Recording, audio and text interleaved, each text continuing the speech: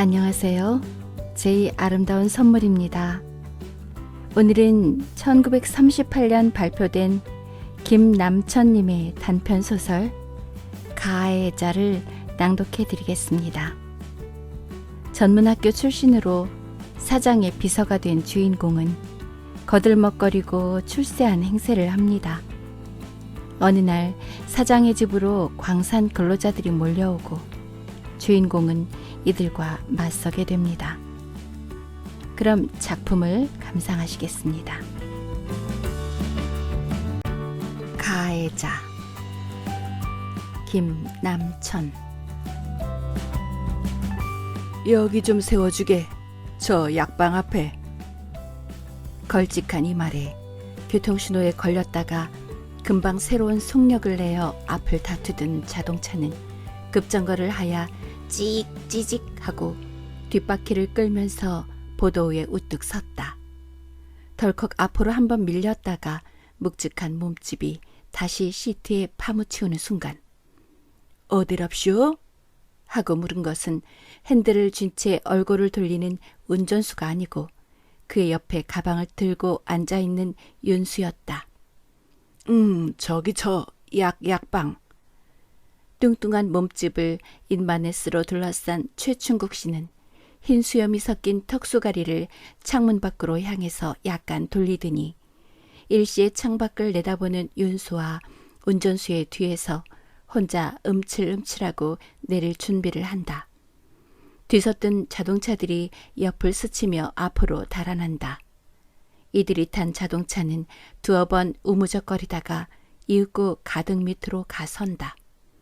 한 발자국 앞서서 유쾌하게 근엄하게 걸어가는 것은 김윤수였다.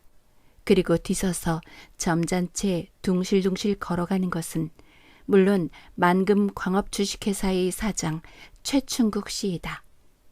이 황송한 내객을 맞는 유명 매약 처방주제의 양약국은 금시의 활기를 띠어 윤수가 유리창문에 손을 대기가 무섭게 고구라 잠바를 입은 사완 아이는 드르륵 안에서 문을 열어 제치면서 어서 오십시오 하고 껐듯 인사를 한다.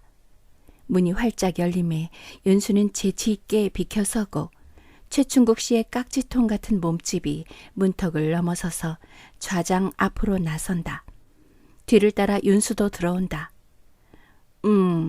음양각인가 음약각정인가 있지? 네, 있습니다. 하고 대답하는 건 이태껏 화덕 뒤 책상 앞에서 주판을 놀리는 약방 주인이었다.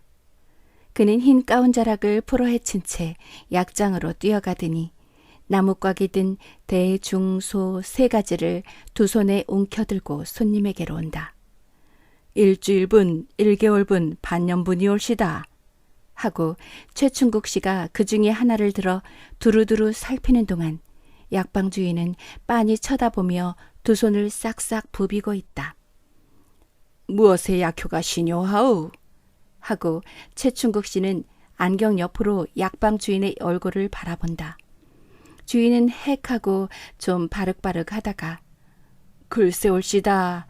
뭐니 하여도 역시 주요는 보양이겠습지요. 하고 쪼르르 일러 바치듯 한다. 다시 광석에서 근분을 살피는 버릇으로 약곽을 돌리며 정가 있는 곳을 살피듯 하는데 7원이 올시다 하고 턱 아래 서 있던 사와 나이놈이 재바르게 말한다. 확실히 약효는 있을까? 글쎄 모두들 여러분께서 복용하시는데 외려 서양약보다 신기하다고들 하십니다. 이창훈 박사나 조경호 박사께서도 실험 분석해 보시고 추장하셨고 기타 여러 고명한 의학학 학선생들께서도 네네 알았소이다. 대개 이 정도 하면 살 의향인데 하고 주인이 한번 머리를 꺾듯 하는데 멍하니 서 있던 윤수가 이것도 매약이니까 할인이 많겠구려 한다. 아이 천만의 말씀이 옳시다. 공연한 풍성이십니다. 약재가 오르고 게다가 광고대에 뭘 하면 최충국 씨는 약을 다시 유리 좌장 위에 놓고 커다란 백금 반지를 낀 손을 인반의 스속으로 움츠리면서 1개월분짜리를 하나 싸주. 그리고 머리를 한번 끼우뚱하여 좌장 옆에 써붙인 궁중 비약 구룡충 있소를 보더니 이 집에도 있군. 저 구룡충 100마리만. 네네, 고맙습니다. 야, 저기 방 안에 들어가. 구룡충 100마리만 빨리.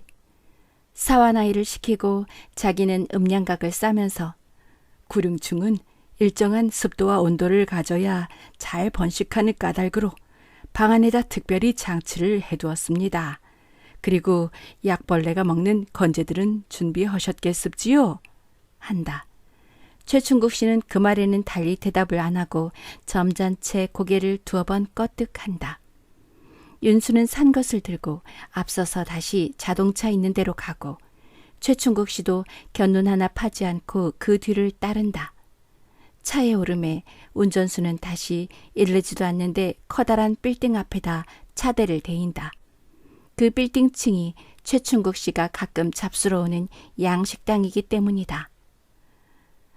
그러면 내가 음식을 먹는 동안 김구는 이걸 사직동 집으로 가져다 주게.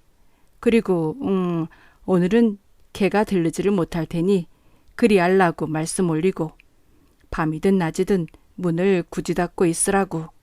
다른 게 아니라 아까 광산에서 전화가 왔는데 광부 대표가 진정을 올라온다니 나는 개동집이나 사직동 집에 있을 수는 없단 말이야. 그러니까 그것들이 오면 열흘 동안 작정으로 동네 온천을 갔다고 하고 나는 그들이 돌아갈 때까지 어떤 호텔에 있을 테니 그건 내 다시 군에게 알리지. 윤수는 식당 대합실에서 최충국 씨의 하는 말을 근청하고 있다. 네, 알겠습니다. 그러면 저는 군은 이제 사직동을 들려서 개동집에 가 있게. 오후엔 광부 대표가 그리로 갈 터이니까 군이 맡아서 물려치고 내 저녁녘에 다시 전화를 걸 것이니. 네, 알겠습니다. 윤수는 산 것을 들고 그곳을 물러가는데 최충국 씨는 뽀이에게 점심을 주문한다. 그리고는 하고 숨을 한 번 짚으며 찐 물수건을 들어 모가지를 닦는다. 고급차에 혼자서 상반신을 잠그고 또 사직동으로 하고 버젓이 운전수에게 호령하면서 제법 담배를 한가치 꺼내어 입에 물 때엔 제 자신이 대실업가나 된 양으로 마음이 흡족하였다. 그러나 사직동까지 불과 10분도 안 걸릴 것을 생각하니 흡족하는 마음이 흩어지고 허겁한 웃음이 담배를 듬석 물은 입가상에 떠오른다. 이왕이면 조선은행 앞으로 해서 장국천정으로 태평동으로 휘돌아주게. 윤수의 이 말에 운전수는 안이 꼽기도 하고 한편으론 우습기도 하였으나 시키는 대로 아무 말도 안 하고 종로에서 차를 돌려 남대문 통을 달아난다. 사람들이 많은 곳을 헤치면서 나죽히 뚜뚜 소리를 울리고 가만히 빠져나가는 때가 가장 윤수를 즐겁게 하는 순간이다. 크락션 소리에 눈을 희번덕거리며 대체 어느 양반이 이런 고급차를 타시고 행차를 하시는가 하야 유리창으로 뚫어지게 들여다보는 굶주린 눈이 휘끈휘끈 지나가는 것을 태연자약하니 앉아서 받아 넘기는 것이 윤수에게는 더 없는 열악인 것이다. 황금정 네거리, 조선은행 앞, 광화문 네거리, 적어도 이만한 관문이 한 코스에 3개나 있다는 것은 그만큼 연락과 향락의 기회가 많은 것이나 마찬가지다. 그러므로 네거리에 다다랐을 때 교통신호가 파란색이면 윤수는 점잖지 못하게도 실망한다. 그가 붉은색을 좋아하는 것은 이 때문이다. 적어도 교통신호가 붉기만 하면 그것이 누래지고 펄해지는 동안 1, 2분간은 이 자리에서 지체하게 된다. 정지선 보도 위에 몰려서 있는 시민 제군, 양쪽 안전지대에서 느린 전차를 기다리며 등허리를 오므라치고 있는 가리난 신사숙녀 제위, 트럭, 다또사, 그러므로 신사 중에 신사로 군림한다. 이런 때마다 그는 그의 외투깃에 수달피 가죽이 안 달리고 번들번들하는 낙타 대신 그의 외투가 45원의 최최하고 우글쭈글한 라사인 것을 슬프게 생각한다. 그러므로 차는 군중이 그의 외투를 감식할 만한 여유가 있도록 장구한 시간 이곳에 머물러 있어서는 아니 된다. 앞부리가 유난히 길고 뒤가 펑퍼지만 가만 고급차에 눈이 휘둥그레져서 뒷공무니를 본 군중들이 차의 번호가 9,000 메토가 아닌 것을 발견하고 두 번 다시 놀래어서 대체 이렇게 행복되고 고귀할 팔자 좋은 주인공은 누구일까 하야 차 속으로 눈을 돌릴 때 의외에도 그 속에서 쾌활하고도 진중한 젊은 청년의 얼굴을 보고 표정에 선망을 그리는 순간 번개같이 차는 그들의 앞에서 미끄러져 나가기를 윤수는 희망하고 있는 것이다. 차는 태평통을 달아난다. 어쩌면 이렇게 빠르게 그리고 이렇게 동요가 없이 무슨 솜속에 포근히 담아주듯이 기루를 지치고 간다는가. 윤수는 눈을 스르르 감고 이러한 세상에 태어나게 한 하느님에게 약간 감사를 올린다. 그러나 차가 음칠음칠하고 머뭇거리는 것을 느끼고 윤수는 불이 나게 눈을 떴다. 내 거리다. 총독부 쪽을 바라보며 차는 우뚝 섰다. 차는 다시 신호대 옆을 휘돌아 안전지대를 감돌면서 서대문 쪽으로 꺾어 돈다. 넌지시 밖을 내다보니 안전지대에 있는 사람이 산같이 몰려있다. 이 군중 가운데 중학시대나 혹은 전문학교 시대에 동창의 얼굴이 끼어있으면 한군 또다시 점잖지 못하게 창밖을 내다보나 그럼직한 얼굴을 발견할 수는 없다. 이윽고차는 서대문 일정목에서 좁은 골목으로 접어들고 다시 한번 교통신호 없는 내거리를 지내 사직공원을 마주보며 올라가서 어떤 조그만한 골목어구 싸전 가게 앞에 선다. 여기서부터는 차가 통하지를 못한다. 그럼 다시 사장 계신 대로 차를 대우. 이렇게 운전수에 부탁하고 그는 병사와 같이 뚜벅뚜벅 골목으로 걸어 들어간다. 김윤수는 유쾌한 청년이다. 그는 가는 곳마다 즐거움을 만들고 사는 지혜롭고 재주 있는 영리한 청년이다라고 제 스스로 생각하고 있다. 그가 겨울바람에 외투자락을 휘나붙기면서 언덕길을 더듬고 있는 것은 결코 그가 불행하여서가 아니다.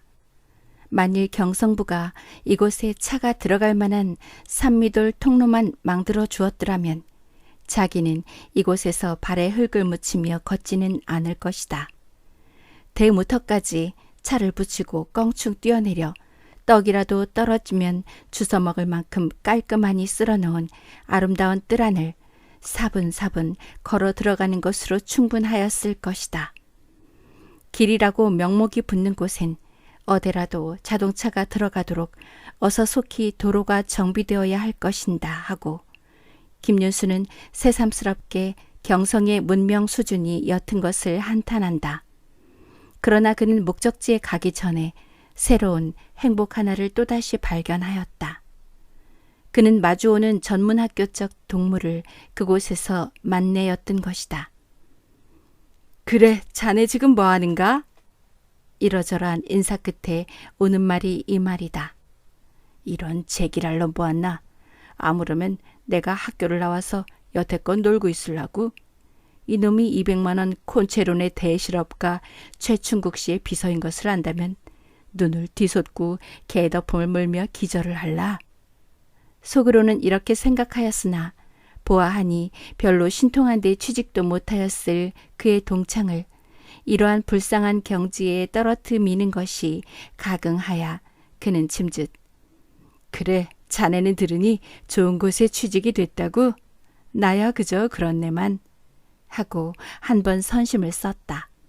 그랬더니 이 친구는 또 금융조합이라고 다니니 어대 박봉에 그걸 가지고 뭘 취직이랄 게 있냐? 한다. 이 녀석이 또 에라 이 녀석 내가 사실대로 말한다면 금박이라도 머리를 땅에다 박고 거꾸로 설놈이 소견머리 없이 지더구는 제길. 그래서 자기의 영직을 말할까 말까 망설이다. 걸걸한 성격에 선심을 써야지 하야 결국 그럼 언제 한 잔 뺏어 먹으러 가네 하고 갈라지고 말았다.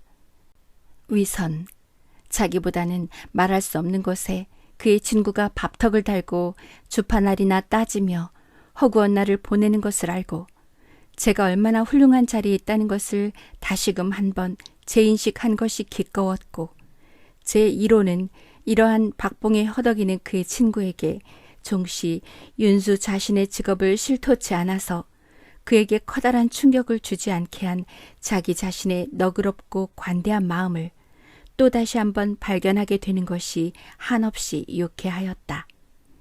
그러므로 문패도 없는 소슬 대문의 쪽문을 밀고 마당 안에 들어서면서 윤수는 역시 몸을 찌끄뚱찌끄뚱하게 내저으며 의기양양하여 들어가는 판이다. 아씨 계십니까?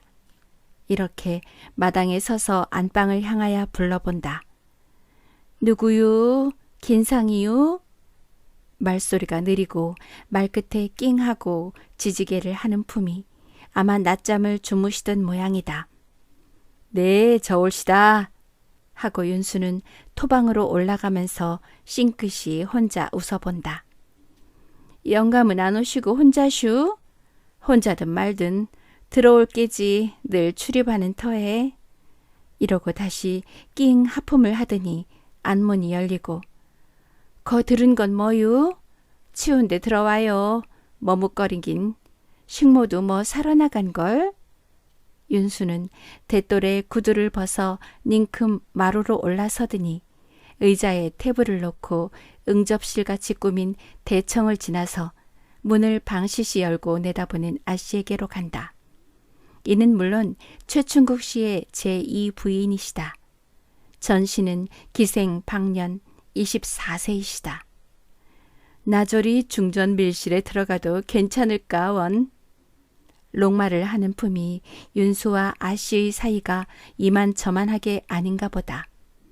그러나 윤수는 흩어지려 한 머리카락과 벌개진 둥근 눈을 힐끔 보았을 뿐 노랑 저고리와 층층이 허리를 감싸고 발뿌리에 휘엉킨 남치마는 눈을 내리깔고 보려고 하지 않았다. 그래, 영감은 어디 계슈? 지금은 끄리루에 계신데 며칠간은 어떤 호텔에서 지내시게 되겠다고요. 그렇게 말씀 여쭈라고 하십디다. 아니, 호텔? 그러지 않아도 미심에서 이 즈음 수일간은 눈을 바로 뜨고 감시를 하는데. 호텔은 무슨 호텔? 긴상도 날 속이슈? 긴상은 앓을 테니 바로 대우 괜히. 하고 이번에는 입을 감물고 애띠게 위협하는 행흉을 한다. 마음 같아선 냉큼 뛰어가서 뒤귀를 꼭 쥐고 요게 누구더러 위협인고? 하고 입이라도 쭉 맞추어 주련만 주인의 애첩에게 그런 무리한 짓은 할 수도 없고 결국 저더러 뭘 대시란 말씀이십니까, 온 아씨도. 하고 피칸이 웃는 척했다. 아니, 그래 영감이 어린 걸 하나 또 집었는데 간상이 집이랑 세간이랑 맡아서 차렸다는 걸 아는데 이렇게 앙금허니 날 속일 테유? 온 별 말씀을 다 아십니다.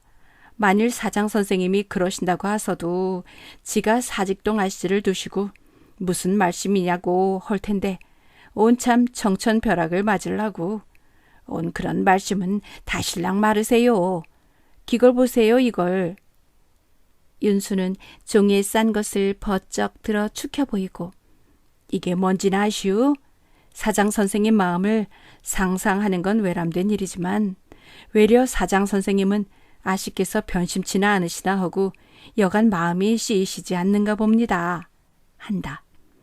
그랬더니 아랫목에 한 다리를 뻗치고 앉았던 아씨가 냉큼 일어서서 쪼르르 삼간방을 뛰어 건너와 윤수의 앞으로 다가서며 제 몸에 배고비나 되는 윤수를 적은 강아지나 주물르듯 아이고 여것 봐 하면서 코를 꼬집어 들고 내둘른다.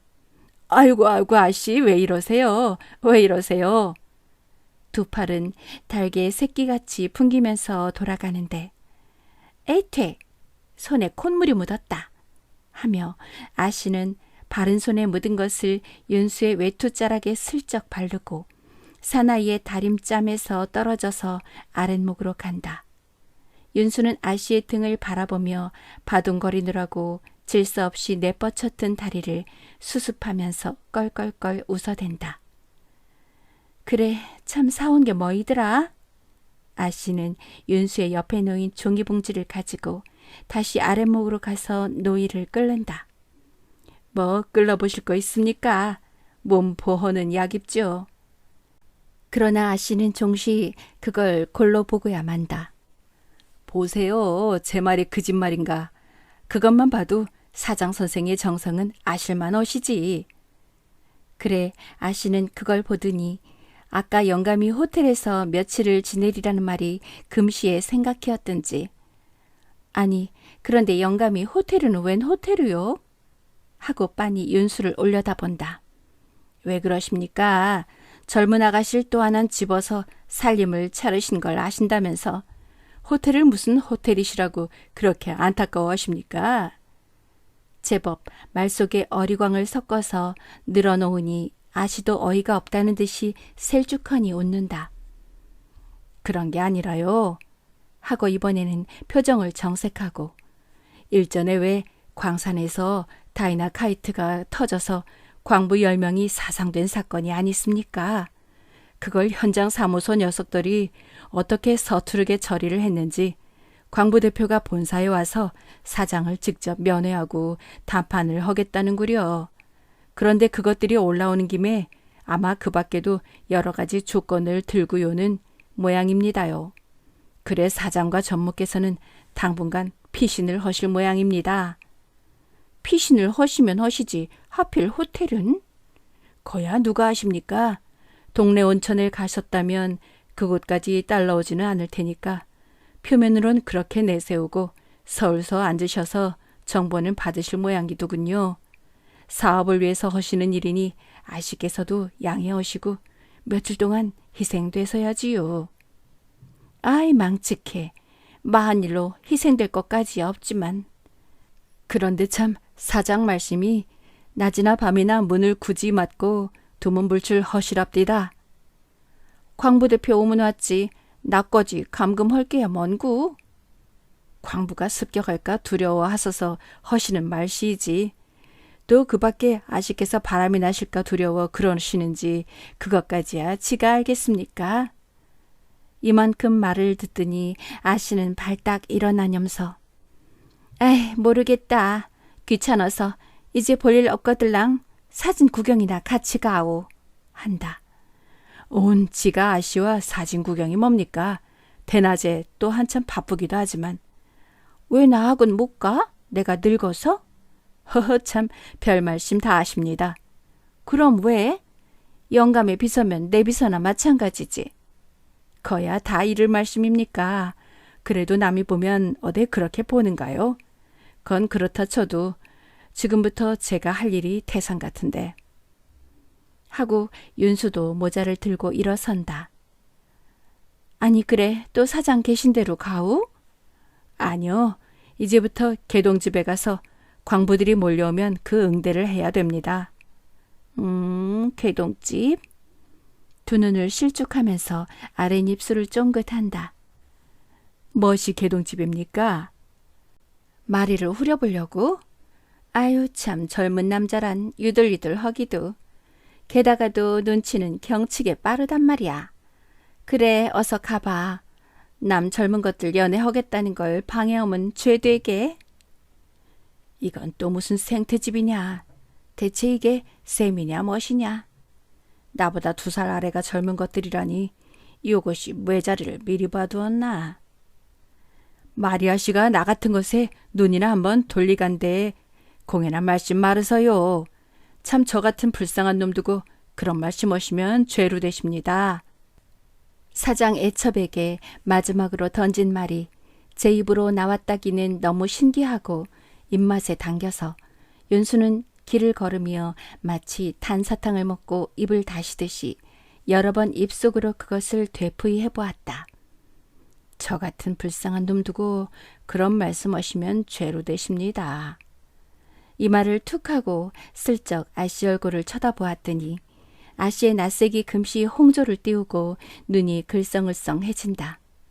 이곳이 대청마루의 한 중복판이 아니고, 그리고 이때가 정오를 1시 넘은 대낮이 아니고, 나갔던 식모가 뒤치지 않은 문으로 무엇을 타들고 불쑥 뜰 가운데로 나타나지만 않았다면 아씨의 매추타고도 포동포동한 명주비단의 말씬한 촉각을 가지고 나의 목을 둘러 감으며 거센 숨결을 얼굴에 내뿜고 어쩌면 요렇게 귀엽게 군담? 하면서 커다란 대구리통을 가슴에다 부비어 주었을 것이라고 생각하며 윤수는 지금 겨울바람이 먼지를 몰아지는 초라한 거리를 꿈결같이 걸어가고 있다. 만일 그랬더라면 윤수는 아씨 이게 무슨 일이십니까? 하고 제법 윤리의 한 가닥을 펼쳐 보이며 이래 보여도 의리는 있는 놈이라고 점잖은 훈계를 내리어 무안을 주되 그것이 더 한층 자기를 좋아하게 만들 수 있게 하였을 것을. 사실 윤수가 이런 것을 생각하며 혼자 즐기지 않고 맹판으로 사직동서 개동까지 가는 길을 더듬고 있었다면 그는 이때 이상 더 불쌍한 순간을 가질 수는 없었을 것이다. 그만큼 이 길은 고급차로 금방 1시간 전에 서울의 도심지대를 행차하신 김윤수에게는 마땅치 않은 괴로운 행로였다. 적선동으로 나서서 총독부 앞을 거쳐 안국동 내거리, 그곳서 다시 개동까지 윤수는 줄곧 이런 행복스런 상상에 취하여 이 초라한 길을 기쁘게 향락하고 있는 것이다. 그러나 윤수 아닌 다른 사람의 눈으로 보건대 이러한 그의 걸음걸이는 물론 최최하기 짝이 없다. 이 길이 그를 성스럽고 화려한 하늘로부터 초가집이 울숭졸숭한 땅 조각 위에 떨어뜨리는 기맥히는 순간을 주는 계기가 되는 것도 또한 사실이기 때문이다. 바로 개동 골목을 굽어 돌려 할 때 요란스러운 경적이 울고 그가 미처 빗서기도 전에 자동차 한 대가 그의 옆을 스치고 먼지를 풍기며 지내갔다. 이놈의 자동차가 윤수의 환상을 잘기잘기 부숴놓은 것은 물론이지만 그 이상 이 적은 사건은 좀처럼 비관할 줄 모르는 윤수에게 한 줄기의 수심 비슷한 것을 던지기까지 하였다. 그는 그래서 오래간만에 어떻게 하면 최충국 씨의 비서가 아니고 직접 최충국 씨 같은 큰 실업가가 될 수 있을 건가 하는 엉뚱한 생각에 손을 뻗치게 된 것이다. 과연 생각이 여기에 이르면 앞이 가마득했다. 사실 비선이 어쩌니 하지만 독독히 말하야 김윤수는 최충국 씨의 버젓한 비서라고도 할 수 없다. 왜냐하면 최 씨가 관계하는 만금광업에는 따로 사장 비서가 있고 또 그가 관계하는 개발회사에도 따로 이 추채역 회장의 비서가 있었다. 그러므로 윤수는 좋게 말하면 옛날의 서양식으로 최충국 씨 가정의 집사, 시골투로 말해서 서사, 이 즈음 유행말로 말하면 요진보, 아니 이 마지막 대명사야말로 가장 윤수를 정당히 규정하는 직함이라고 할 수 있다. 최 씨의 본부인은 언젠가 윤수가 아이들 입학용건으로 호적 등본을 보니까 박재석녀라는 이름으로도 알 수 있는 만큼 평안도 시골 태생인데 이는 늘 윤수를 부를 때 서사라는 말을 썼다. 턴탓하고 빨랑빨랑 댕겨오란구요 서사어런. 온 서울에 10년을 넘어 살면서 이런 욱실할 사투리를 그대로 던지는 것이 어디 있담. 그 모양이게 밤낮 씨앗을 보지. 말이 났으니 말이지 출생지로 말하면 최충국 씨도 평안도 태생이다. 그의 전신이 무엇인지는 천차겠자 별로 흥미도 없지만 덕대보다 좀 나을까 말까한 지위로 있으면서 분광에 착수하여 다소간 세상 맛을 알았고 산속으로 헤매다가 평안도와 함경도 접경에 있는 만금산을 보고 그 이름이 그럴듯하여 출원하였던 것이 마저 떨어져서 그 미를 이루은 사람이다. 그러니 최충국 씨의 입지전을 아무리 독습하고 암송해 보았자 김윤수에게는 갑자기 졸부가 될 신통한 묘법은 생겨날 리가 없다. 어대원 이런 이름을 가진 산이 이 밖에 또 없는가? 물론 있기는 있다. 평안북도 귀성의 금곡동, 옥천의 금제산과 금점촌 보은의 금적산, 상주의 천금산, 연백의 금산봉, 영동의 황금산, 성주의 금수산 등등. 그러나 김윤수의 지혜가 미치기 전에 벌써 그보다 영리한 사람이 모두 그 산 이름을 이용하여 거둘 만한 금부스러기는 다 거두고 있다. 김윤수는 새삼스럽게 그의 뒤늦은 탄생을 한탄해보고 다시 학교고 뭐이고 다 집어던지고 중학교물을 먹은둥만둥 할 때부터 어째서 산속으로 들어가지 않았을까 하고 후회해본다. 그러나 영리한 김윤수는 이러한 쓸데없는 생각에 이 이상 더 머리를 썩일 만큼 우매하지는 않다. 눈앞에 개동 최충국 씨 저택이 보인다. 사직동 아씨의 말은 아니지만 저 집안에는 최충국 씨의 따님으로 동경애가 학교를 다니다가 방학에 나왔다. 아직은 들어가지 않은 최마리 양이 계시다. 안 할 말이기는 하지만 이 아가씨의 본명은 최학실이다. 역시 이러한 평안도 시골 이름이 장차 음악가가 될 대부호의 영양의 이름으론 적당치 않다 하여 여자 고보를 나오며 말이라고 하이칼라 이름을 붙인 것이다. 윤수는 물론 마리보다도 호적등본을 더 자세히 아는 만큼 이런 것은 빼놓지 않고 다 잘한다. 그리고 이런 것이 또한 아가씨의 지극히 영리하고 시대적인 일면이 된다고 저옥히 존경의 마음까지를 일으키게 하고 있는 것이 미상불 사실에 가까웠다. 김윤수는 몸을 찌꾸뚱거리며 커다란 석조 대문을 들어서서 양관을 향하여 걸어간다. 그는 또다시 한없이 유쾌하다. 넓은 응접실에 앉아서 남대문 통에 있는 사무소에 전화를 걸었더니 마침 그곳서도 전화를 걸려든 참이라고 사장이 댁에 계시냐 묻는다.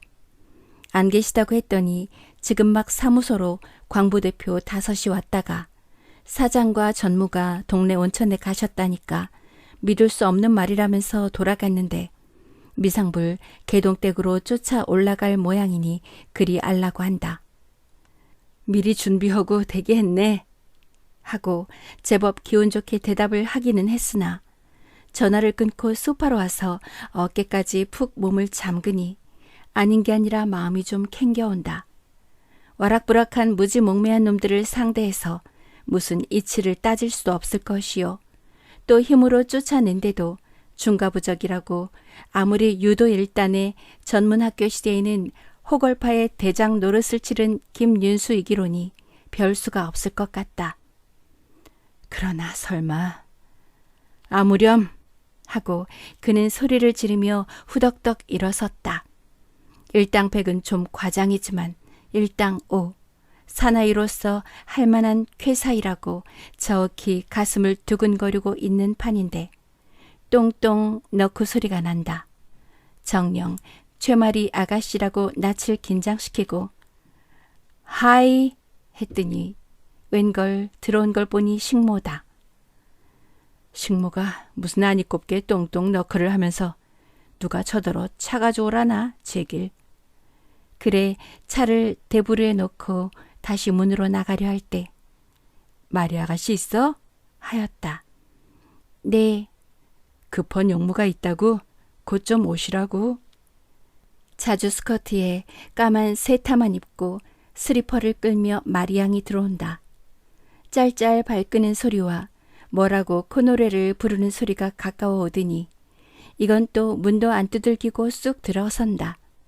그래 문을 두들면 컴인 할까 그대로 네 할까 또는 아까 모양으로 하이 할까 하고 생각하다가 그대로 들어오세요 해버리자고 결정하였던 윤수의 노력은 수포로 돌아가고 말았다. 그래서 서로 인사도 하기 전에 마리아 씨 큰일 났습니다 해버렸다. 왜요? 아니 왜라니요? 사장 선생께서 무슨 말을 못 들었습니까? 못 들었는데요. 광부가 5명이나 습격을 온다는구려. 이리로. 광부가 습격이라니? 그건 태고 쪽 말씀이 아니야요. 광부가 무슨 턱에 우리 집을 습격합니까? 이렇게 따지우고 보니 제 말이 너무 지나친 과장 같다. 아니 몰려온단 말이도 아니 사장 선생님을 면회하시러 오신단 아니온단 말이지요. 그럼 그게 무슨 큰일입니까? 안 계시다면 그만이지. 하하, 아가씨는 너무 문제를 경홀하게 보시는구려. 상대자는 광부입니다, 광부. 그 와락부락하고 째꺽하면 칼부림하고 행패지를 일수인 광부들이야요. 아니 그래 시골서 여기까지 와서 순순히 안 계시다면 물러갈 테야요? 그럼 경찰서에 전화를 해두죠. 이렇게 자꾸 말대꾸를 놓는 것을 쫓아갈라니 진땀이 난다. 그래서 이전은 슬쩍 말을 돌려가지고 그러나 염려 없습니다. 제 다 감당하지요. 아가씨는 옆에서 좀 구경하세요. 하고 호기를 뽑았다. 제가 이래봬도 학생 시대에는 아주 맹장이었다오. 맹장도 여러 가지요. 유행 따라 또 사회주의 했었구려. 온 천하의 지가 그런 사람으로 봐요? 저를 사장 선생님께 직접 소개하신 이가 누구이신 줄 아세요? 이 전문의 오과장, 법과 가장 말입니다. 그의 지도 밑에 지가 길러놨거든요. 지가 맹장으로 소문나긴 학생회를 상대로 해서 맹활동을 안 때일입니다. 호걸파라면 모르니가 없습니다. 호걸파의 김윤수, 이래봐도 유도 1단이 올시다. 유도 1단이라도 2단 3단을 뻥뻥 지웠구려. 초인종이 운다. 식모가 나간다. 중얼거리는 소리가 난다. 다시 사환 아이가 나간다. 또다시 중얼거리더니 응접실 문이 열린다. 사장 선생님이 안 계시다니까 다른 일에도 만나 뵙자는 뎁쇼. 다른 사람 만날 리가 없다고 그래. 나갔다가 또 들어온다. 만나기 전에는 못 간다고 현관애들 모두 걸쳐 앉습니다. 마리가 신을 끄려 현관으로 나간다. 마리가 나가는데 그만둘 수가 없어. 여보, 마리 아가씨, 마리 씨 하고 나직이 불렀으나 못 들은 척하고 나가므로 하는 수 없이 윤수도 현관으로 나갔다. 사장 선생을 보시려면 동네로 가우 하고 마리의 입이 떨어지기 전에 한 번 광부들을 앞질러 놓았다. 그랬더니 그 중에 한 사람이 그들 앞으로 나서면서 공순히 인사를 한 뒤 주인님, 딸 되시는 분이신가요? 한다. 네, 내가 이 집 딸이외다. 무슨 용무입니까? 마리의 이 말을 듣더니 5사람은 일시에 허리를 굽으려 인사를 한다. 미처 배운 적 없습니다. 이렇게 공순이 나오고 보니 윤수의 대기는 좀 어색해졌고 또 일방으론 여태껏 캥기던 생각도 우스워 보였다. 그러므로 순리를 따져서 이야기를 했더라면 좋았을걸. 윤수는 이렇게 나오는 그들을 깔보았든지 안 계시다면 갈게지 왜 덜 일이오? 어? 하고 제법 큰 소리를 지른 것이 탈이었다. 노영이 뭐라는 사람일까? 하더니 사투리가 쏟아진다. 내가 사장 비서요. 사당 비서면 비서디 그렇게 큰 소리 할게야 뭐였쇼? 퉁명스런 사투리와 느리다가는 갑자기 빨라지긋하는 방언이 아닌 게 아니라 무슨 압력을 가지고 푹 윤수를 미는 것 같다. 아니, 그럴 게 아니라 뭐 말할 것 있으면 하슈. 내 들을게. 마리의 말이 덜어지니 다시 광부의 한 사람은 긴장했던 얼굴을 푸르며 예, 고맙소다. 우리네들이 뭘 좀 사정도 하고 진정도 하려고 직접 사당나리를 만나뵈려 온 것이 올세다. 광산 현당에서는 잘 처결되지 않고 또 본사에다 말을 밀고 어디 해결을 잘 짓습대까. 그래서 우리 5사람이 주님을 만나려고 노비를 써가지고 왔댔넌데. 네, 그러십니까? 수고스럽게 오신 것을 제 아버님이 마침 동네 온천을 가셨으니 어쩌면 좋으십니까? 역시 사무소에 가셔서 누구 과장이나 만나 뵈시는 게 좋지 않을까요? 먼 데서 오셨던 김이니.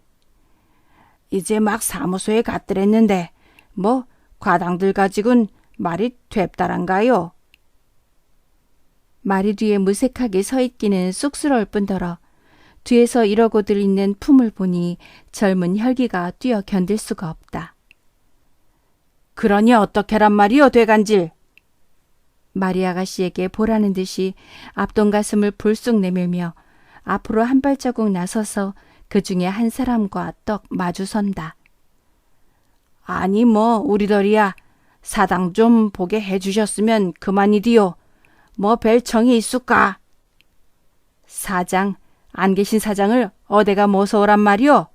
거참 딱하게들 구려도 좀 분수 있게 굴어요. 어서 여러 말 말고 물러가오. 윤수의 이 말에 모다 가만히 있다. 그러나 그의 말에 눌리워서 침묵을 지키는지 다른 생각들을 먹노라고 결심을 하는 중인지는 좀처럼 간파할 수 없었다. 그러나 불과 1분도 못 되어서 수그러졌던 5개의 머리 중에 하나가 번쩍 솟아오르더니 상반신이 출렁하였다고 생각히이는 순간 떡소리가 나고 뒤니어 손쓸 사이도 없이 윤수의 아이쿠 하는 소리가 난다. 광부의 한 사람이 윤수의 앞니말을 받아 넘긴 것이다. 그러나 얼쿠하고 다시 한번 허리를 꼬풀하며 머리를 안고 자질을 하는 윤수도 결코 녹록지는 않았다. 휙 돌이키며 벌써 무섭게 변한 낯짝을 펄깍 날리더니 어느새는 상대자의 허리를 후려들고 저만큼 들었다 내던진다. 꽝 하고 소란스러워졌으나 다른 4사람의 광부는 윤수를 꽉 붙들고 싸움을 말리려 할 뿐으로 다시 가세할 생각은 없는 모양이다. 여보게 손질이 뭔가 성미사납게. 이렇게 그 중에 하나는 푸시시하니 뜰 가운데서 일어나는 동료를 나무래듯 하면서 자, 서사어른 참으시오. 내일 또 봅세다. 하고 윤수를 매만져 안으로 들여보낸다. 윤수는 몇 번 더 외괴 하고 꿈틀거렸으나 머리가 저려오고 아닌 게 아니라 상반신을 가눌 수가 없어서 지는처럼 하고 응접실로 식모와 사완아이에게 부둥키어서 들어왔다. 소란스럽게 굴어 미안하외다. 대놈이 뵌 데가 없어. 성질이 왈패스러워 이렇게 됐으니 용서하시오. 잔말들 말고 어서들 물러가요. 그게 무슨 행사요? 이렇게 노여움을 핀잔으로 던지고 방 안으로 와보니 윤수는 의자에 누워 이마에다 마큐로크롬을 바르고 있다. 아이 저걸 어째. 어데 머리가 몹시 아프시죠? 원 그런 불황무식한 놈들이 어디 있담? 사완아이가 바르던 약붓을 달래서 마리가 밤알만큼 불뚝하게 올라온 곳에 다시 한번 손질을 해주니 윤수는 감았던 눈을 뜨며 싱긋이 웃는다. 그때 찌르릉 하고 전화가 온다.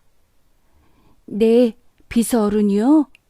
사완아이가 전화를 잡아서 가져오며 사장 선생님이신가 봐 하니 윤수는 낑 하고 상반신을 일으키며 전화를 잡는다.